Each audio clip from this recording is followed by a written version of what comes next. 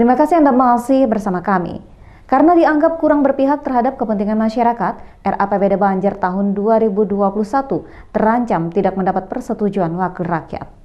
RAPBD Kabupaten Banjar tahun 2021 dinilai kurang berpihak pada kepentingan masyarakat, mengingat besaran anggaran lebih kepada belanja tidak langsung. Karena itu Ketua DPRD Kabupaten Banjar M. Rofiki menegaskan tidak akan menandatangani berkas persetujuannya. Hal ini disampaikannya usai rapat paripurna dengan agenda pendapat akhir praksi-praksi dan pengambilan putusan terhadap Raperda RAPBD 2021 berupa penyampaian laporan Badan Anggaran tentang persetujuan pimpinan DPRD Banjar dan rapat pun akhirnya diskors selama 60 menit. Rofiki menyatakan ketika rapat Banggar, aspirasi untuk mengalihkan pos anggaran bagi kepentingan rakyat rupanya tidak didengar oleh eksekutif. Karenanya pihaknya sepakat belum menyetujui RAPBD tersebut. Pihaknya pun membantah tidak menyetujuinya pengesahan RAPBD ini karena ada pokok pikiran anggota dewan yang tidak terakomodir.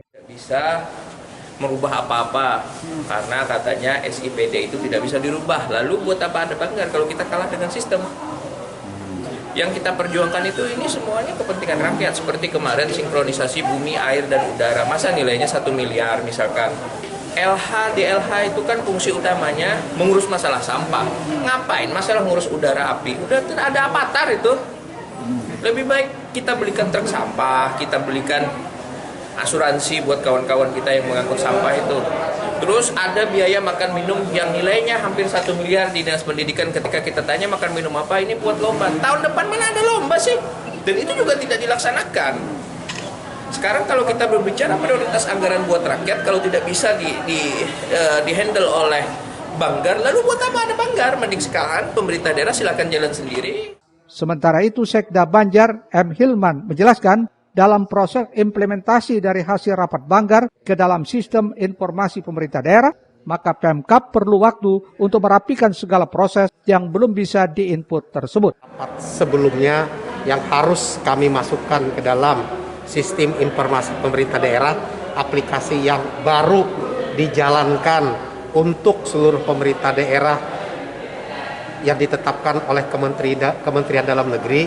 Jadi ada hal-hal terkait dengan bagaimana input data, bagaimana dengan pemrosesan, hingga lampiran-lampiran terkait dengan kesepakatan dari proses-proses yang sudah dilaksanakan tersebut.